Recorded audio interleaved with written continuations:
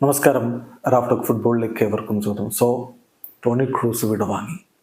Professional ഫുട്ബോളിൽ ഇനി അദ്ദേഹത്തെ നമുക്ക് കാണാൻ പറ്റില്ല.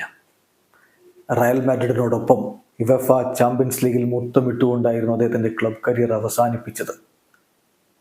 ഇപ്പോൾ ജർമ്മനിക്ക് വേണ്ടി യൂറോ കപ്പ് കളിച്ചുകൊണ്ട് അന്താരാഷ്ട്ര കരിയറും അവസാനിപ്പിക്കുമെന്ന് നേരത്തെ അദ്ദേഹം പറഞ്ഞിരുന്നു.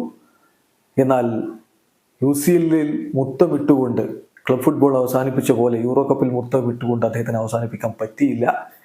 ജർമ്മൻ ടീം ക്വാർട്ടർ ഫൈനലിൽ പരാജയപ്പെട്ടു. സ്പെയിനിനോട് അങ്ങനെ പുറത്തേക്ക് പോയി.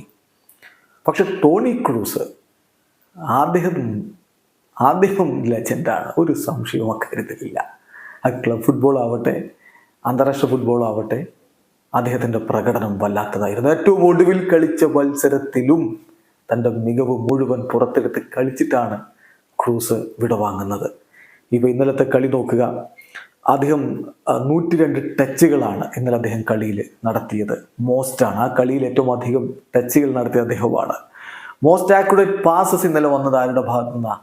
ടോണി ക്രൂസിൻ്റെ ഭാഗത്തു നിന്നാണ്. 76 എണ്ണം. സാധാരണ അദ്ദേഹം എന്ത് ചെയ്യാറുണ്ടോ അതൊരിക്കൽ കൂടി അദ്ദേഹം നടത്തിക്കൊണ്ടിതാ വിടവാങ്ങുന്നു. അപ്പോഴുള്ള ചോദ്യം, എന്തിന് പിന്നെ ഇത്ര നേരത്തെ മടങ്ങുന്നു എന്നുള്ളതാണ്.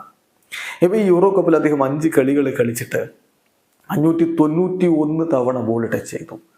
ആ കാര്യത്തിൽ ഫസ്റ്റ് ഇൻ യൂറോ, ഈ യൂറോ ടൂർണമെന്റിൽ ഒന്നാമതാണ്. ആ കാര്യത്തിൽ അദ്ദേഹം 514 പാസുകളിൽ 487 എണ്ണം അദ്ദേഹം കൃത്യമായിട്ട് ലക്ഷ്യത്തിലേക്ക് എത്തിച്ചു. യൂറോ കപ്പിൽ ഏറ്റവും അധികം സക്സസ്ഫുൾ പാസുകൾ ഇതുവരെ കൊടുത്തതും ടോണി ക്രൂസ് ആണ്. ഒന്നാമതാണ് അദ്ദേഹം. ലോങ് ബോളുകൾ നോക്കുക. 32 ലോങ് ബോളുകൾ കൊടുത്തത് 25 ലക്ഷ്യത്തിലേക്ക് എത്തി. ആ കാര്യത്തിലും ഈ യൂറോ കപ്പിൽ ഒന്നാം സ്ഥാനത്ത് ടോണി ക്രൂസ് ആണ്. ഇനി നോക്കുക, 35 ക്രോസുകൾ കൊടുത്തു, 11 എണ്ണം സക്സസ്ഫുൾ. അക്കാര്യത്തിലും ഈ യൂറോ കപ്പിൽ ഒന്നാമത് ടോണി ക്രൂസ് ആണ്. 15 കീ പാസുകൾ, ഈ യൂറോ കപ്പിൽ 2ാം സ്ഥാനത്താണ് ആ കാര്യത്തിൽ ടോണി ക്രൂസ് ഉള്ളത്. 34 ബോളുകൾ അദ്ദേഹം റിക്കവർ ചെയ്തു. 34 ബോൾ റിക്കവറീസ്.